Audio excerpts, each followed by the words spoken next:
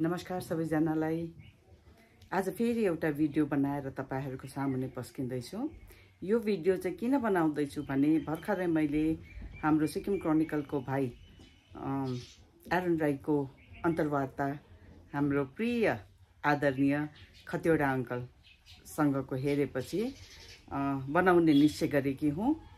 हुन त पारिवारिक सम्बन्ध छ अनि अंकलले पनि धेरै अध्ययन गर्नुहुन्छ। उहाँले सायद आमाको अस्ति कविता बहिनीसँगको पडकास्ट पनि हेर्नुभयो होला र पनि it might have escaped his memory of mind. त्यसै कारण म यो भिडियो बनाएर तपाईहरु सामुन्ने पस्किँदैछु।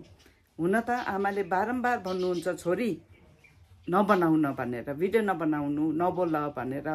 आजकलको वातावरण हेरेर आमाले नबनाउने भन्ने भन्दै पनि मैले फेरि बनाउँदैछु। मलाई चाहिँ के लाग्छ भने एउटा झुट बारम्बार सही चोटी बोल्यो भने मानिसले हामीले यदि प्रतिक्रिया दिएनौं भने त्यो नै सत्य ठान्न सक्छ भनेर चाहिँ म यो भिडियो बनाउँदैछु। अनि मैले तब मात्र बोल्छु जब मेरो बाबालाई प्रहार हुन्छ अघि। अनि आज चाहिँ म के भन्न चाहन्छु भने अस्ति आमाले भन्नु त भएको थियो तर सायद धेरैले सुन्नु भएन होला। अनि मिथ्या पनि उडाइएको थियो।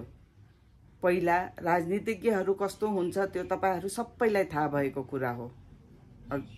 अनि मिथ्या के उडाइएको थियो भने भण्डारीले सिक्किम फर्काइल्याउँछ भनेर चाहिँ भनेर एउटा झुटो कुरा फैलाइएको थियो सिक्किम भरि। त्यो कसले गरेको उहाँहरुलाई नै थाहा होला। कतिजना होलान्, कतिजना अहिले नहोलान्। उहाँहरुको आत्माको लागि, चिर शान्तिको लागि पनि म कामना गर्छु। तर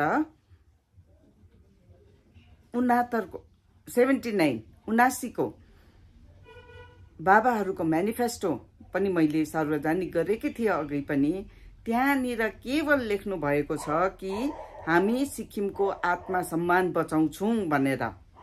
त्यहाँ कुनै पनि जग्गामा हामी सिक्किमलाई फेरि देश बनाउँछौं भनेर लेखिएको छैन।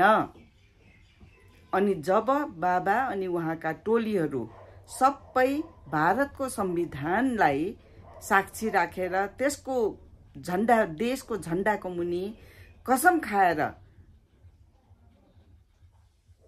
मुख्यमन्त्री, मन्त्री, एमएलए बन्नु भएको छ भने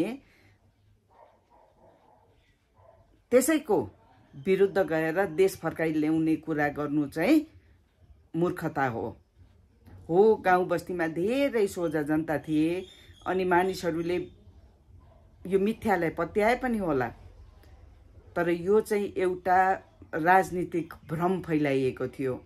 तपाईहरुले चाहनुहुन्छ भने म त्यो फेरि म्यानिफेस्टोको अन्तिम पन्ना जहाँनिर लेख्नु भएको छ कि हामी सिक्किमको आत्मा सम्मान बचाइराख्छौं भनेर त्यो म फेरि पनि तपाईहरुको लागि हालिदिनेछु।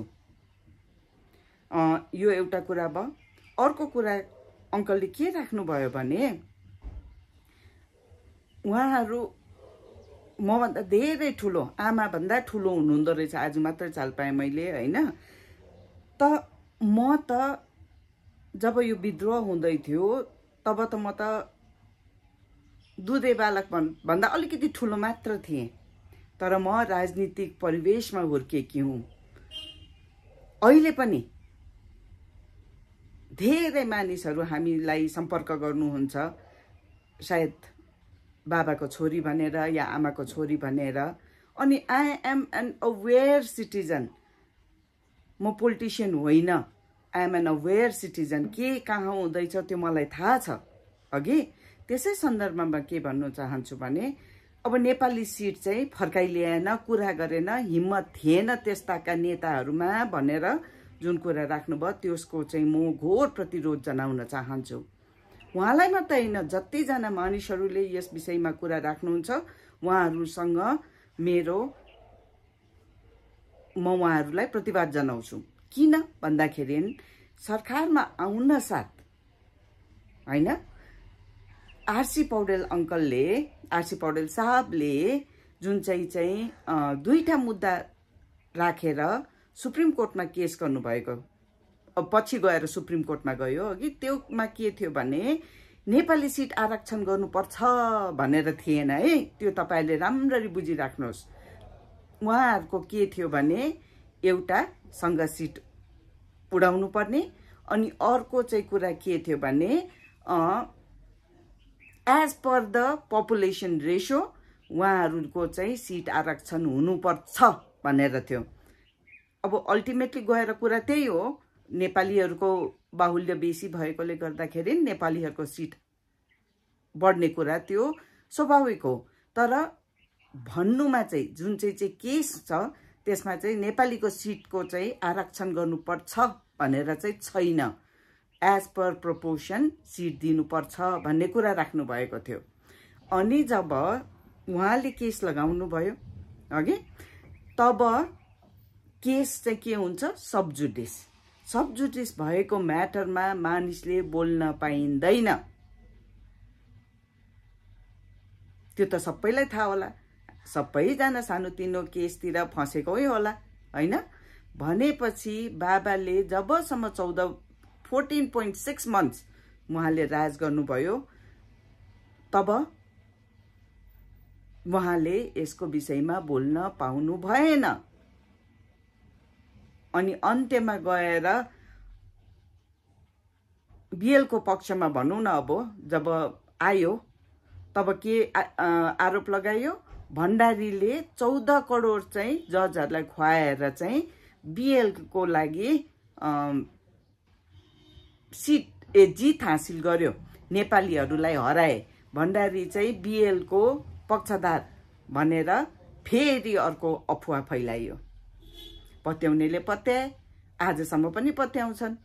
तर एउटा मुख्यमन्त्री भएपछि उहाँले जो अल्पसंख्यक छ, हामी बहुसंख्यक समुदाय भएकोले गर्दा उहाँहरूको प्रोटेक्सनको लागि कतिवटा काम गर्नुपर्ने हुन्छ।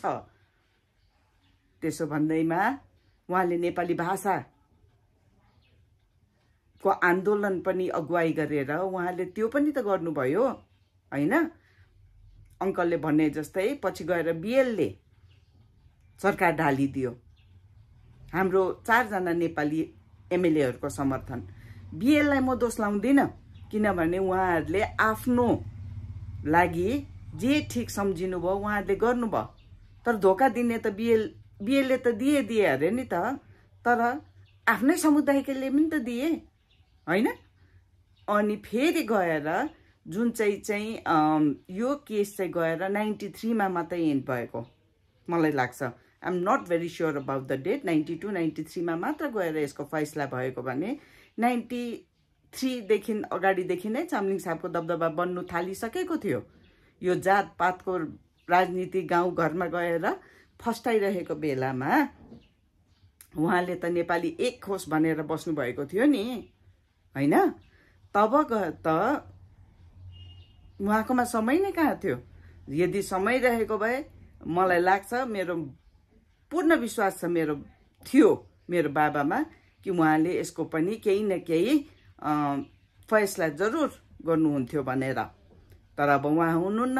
उहाँ बादमा 25 वर्ष चामलिङ साहब चिफ मिनिस्टर बस्नुभयो। कतिवटा अङ्कल उहाँ एजी पनि हुनुहुन्थ्यो होला मलाई लाग्छ।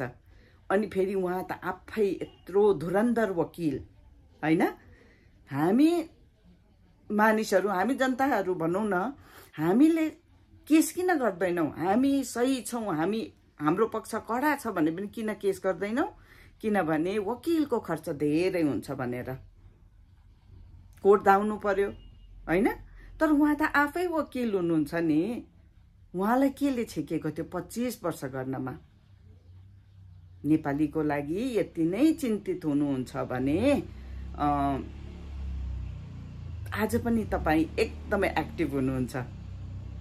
जहिले भेट्दा पनि तपाईँ एकदमै एनर्जेटिक हुनुहुन्छ भने uncle, what is stopping you? लड्नुहोस् न हाम्रो लागि। अनि अन्तमा गएर म एउटा कुरा अर्को के राखौँ भन्दै थिएँ भने अब यस्तै हो, बोल्दा बोल्दै बिर्सिने बानी पनि भएको छ। अब 50 कटेपछि यस्तै होला पनि अघि। अनि अर्को के कुरा सम्झेको थिएँ भने सायद भुलेछु। आमाले भन्नुहुन्छ आवेशमा नआउनु छोरी, आवेशमा आउँदाखेरि चाहिँ अरूले धेर फाइदा उठाउँछ भनेर भन्नुहुन्छ। तर के गर्ने, जब हुनु त हो बाबा एउटा राजनीतिज्ञ भएकोले गर्दाखेरि उहाँको नाम आउनु स्वाभाविक होला अघि। अनि उहाँलाई मन पराउने नमन पराउने व्यक्तित्वहरू पनि हुन्छ, त्यो पनि मान्छु। तर खै कुनी किन हो 8 वर्ष बित्न लाग्दा पनि बाबाको नाम आउँदाखेरि चाहिँ कटक्क चित्त दुखिहाल्छ। अनि म छोरी भएकोले गर्दाखेरि यो भिडियो बनाएर पस्किँदैछु। अङ्कल अन्यथा नठान्नुहोस् होला अघि। तपाईँ मेरो अङ्कल हुनुहुन्छ, म तपाईँको छोरी प्रज्वल उज्जवलहरू जस्तै तपाईँको छोरी हो। त्यस कारणले गर्दा माफ पनि माग्दै यो भिडियो चाहिँ म समाप्त गर्न चाहन्छु। धन्यवाद, शुभ दिन।